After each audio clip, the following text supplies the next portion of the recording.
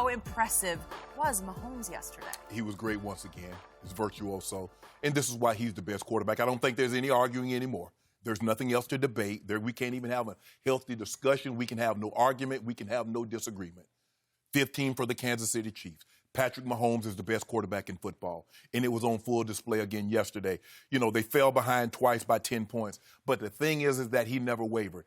The thing that slows them down, Skip, again, is drops. Now, if you notice, if you go back and look at Andy Reid's history, they are a slow-starting team in the playoffs. It happened last year in the championship game. It happened again this year in the divisional. It happened again this year in the championship game. Go back to those Philadelphia Eagles, Skip. Those games they have at home, they start slow, never able really to get back into it. But when you got that guy, because if you look at Tennessee, Skip, they're scoring. They're eating up chunks, 9 minutes, touchdown. Mahomes get the ball, 3 minutes, touchdown. They get the ball back, they go back down the field, another 6-7 minute drive.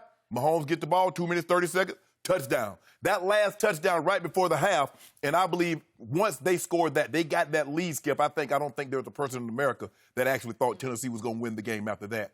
Minute 47. That's what they're capable of, and that's what that young man is capable of. The last 2 weeks, Skip, he has 4 first downs scrambling against the Texans, 4 first down with his legs against Tennessee.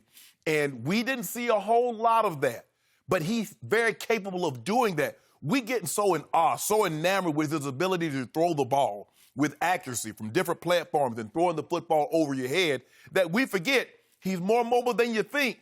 And teams are finding out that, Skip, now because you rush 3, you drop everybody in coverage, and the next thing you know, when you realize, you look up, you're like, hold on, he still got the ball. He's running. He's got a first down. And I thought he kept a lot of drives alive last week and this week with his legs, but it's his arm. That's what you're in awe of, Skip, his arm. There have been very, very few people in NFL history that plays the position in which he plays of quarterback that can do what he does. There are a lot of guys, Skip, that can throw from a level platform. In the pocket, everything's clean, but his ability to get outside of the pocket, throw off the wrong foot, throw the ball over your head, throw the ball with accuracy is what sets him apart. Now, I told you, Skip Bayless, and I've been on record, Aaron Rodgers is the most gifted thrower of the football that I've ever seen. I'm not so sure when it's all said and done, that young man will not have that title. He's special throwing the football. There's not a throw that he can't make. There's not a distance in which he can throw the ball. And what he has is that very few people have had this, Skip, the weapons, the arsenal. They're young. Tyreek Hill isn't going anywhere. They got him tied up. Travis Kelce isn't going anywhere. Sammy Watkins, and Mecole Hardman is a rookie. The thing that they're going to need, Skip, moving forward is probably a running back, but we'll discuss that another day. Him showing everything. You knew, and I said this, Skip, don't make it a game between Patrick Mahomes and Derrick Henry. Make it a game between Ryan Tannehill and Patrick Mahomes. And that's what they were able to do. Don't make Ryan Tannehill. Make him a worker. Don't let him manage it because he's been managing for 2 weeks. They turned him, had to pull some hours. Then he had to put a 40-hour work week in. Couldn't get it done. My homeboys and the Chiefs on and up with Skip Bayless. Now, I want you to say it with me, Skip Bayless. Patrick, my homeboy, is the best quarterback in football. Slowly and surely, go ahead and say it.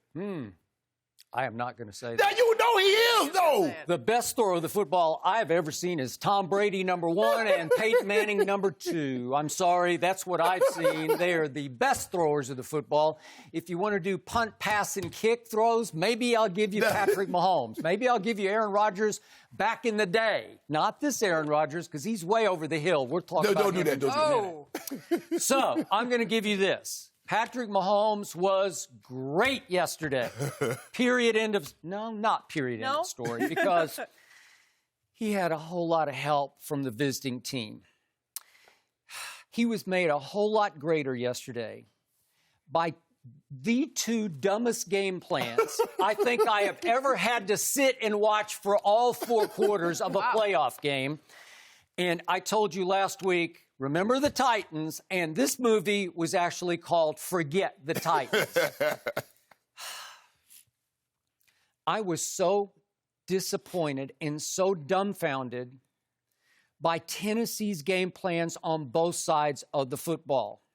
It starts with Mike Vrabel, then it goes to Dean Pease. Did you cross over Dean Pease? I did not. Okay, no, he was not there when I was Baltimore. Yes. But he's the defensive coordinator of the Titans. And the young Arthur Smith, who's in his early coordinating days, of the Tennessee Titans. All three of those guys are at fault here. And to use the old Texas expression, they did not dance with who brung them to the dance. Instead, they had to dance with somebody new because they got panicky and they got desperate, and they just decided to dance with two new strategies that I did not see coming. So the old strategy worked because we saw what happened when they went on the road, game number 1 at Cleveland. They used that strategy to embarrass the Browns, basically demolish the Browns' psyches and leave them, quote unquote, for dead, because that was 43-13. Yep. And then they used that same strategy to go on the road to New England and basically end the Patriot dynasty. We're going to talk about Tom Brady's future next, but it's probably not going to be in New England. And then they went to Baltimore and they put to rest, I think, the team we both thought was the best team, certainly through the regular season in football. And they ended the season of a quarterback who's going to be the runaway MVP with a different game plan than I saw yesterday. So this game started with the game right in the hands, the palms of the hands of the visiting Tennessee Titans. Because it took them only 4 plays to go boom, boom, boom, down to 1st and 10 at the 16. Only 4 plays. And I'm thinking, uh-oh, here you go. Because who have we been talking about for 3 weeks on this show? Derrick Henry.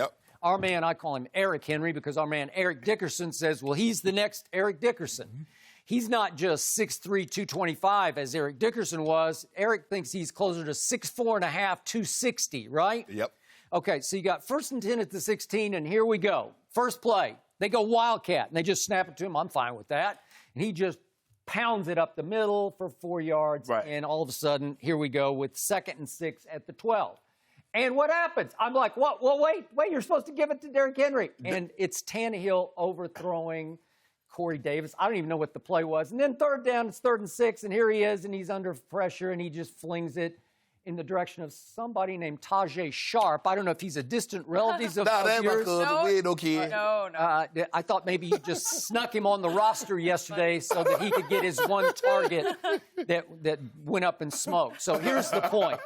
What did our man Troy Aikman say on Fox during the Green Bay-San Francisco game? He said, the 49ers are taking Green Bay's manhood right now. Okay, this was a manhood opportunity right now. Pardon the expression, but you know, it's a macho expression because you have a chance to go completely physical with your 260-pound sledgehammer running back and just hammer away. It's only 2nd and 6. If you let him carry, just hand it to him up the middle. If he gets 4, that's fine. Now it's 3rd and 2. Give it to him again and give it to him again. And if you have to, give it to him 2 more times and just slam it down their throats into the end zone. Because that's how you take their quote-unquote manhood. That's how you send a message. This is how we're going to play this football game. And when they were forced, because of 2 Tannehill throws that went nowhere. I don't even know who they were to. When they were forced to take the field goal, it felt like, to me, what happened to Bill O'Brien when he opted to take the field goal on 4th down when they were up 21-0 a week ago at Arrowhead. I didn't tweet this because I didn't want to jinx it, but my thought was at that moment, they might have just lost this football game right there because they showed Kansas City, we don't really trust 22 like you thought we might trust him. No, we're going to try to feature Ryan Tannehill. And what did you say all week? You gotta, if you can make it Ryan Tannehill versus that guy in his house, you kind of like your chances, right? I love my chances. And I told you, I did not like Ryan Tannehill before he was drafted. You can look it up. You can see it on YouTube. I was not impressed. I was not a fan. I've been amazed that he got this far, but as you kept pointing out last week, it's all off play action. When you completely establish number 22, and you are fearing you just can't get that big bruiser on the ground, then all of a sudden, if he play fakes, somebody's going to be open because they've got some weapons. They don't have Mahomes' weapons, but they got some weapons. Because if you look at his early completions, you look at it, they're bringing the linebackers up, what we call mugging and putting them in the A-gap, where they should be back there in the area that's vacated, but they're not. And so it's like Brown running across the route. Somebody is open. Wide open. wide open. And again, maybe they thought that Kansas City's just going to fall deeper and deeper into that trap. But they really didn't fall into that trap. And again, that was going to taking that field goal was going to haunt the visitors the rest of the way. Thank you for watching. You can subscribe here to get the latest from the show, and be sure to check out more of the best clips from Undisputed, or go watch a few other segments from our other shows on FS1.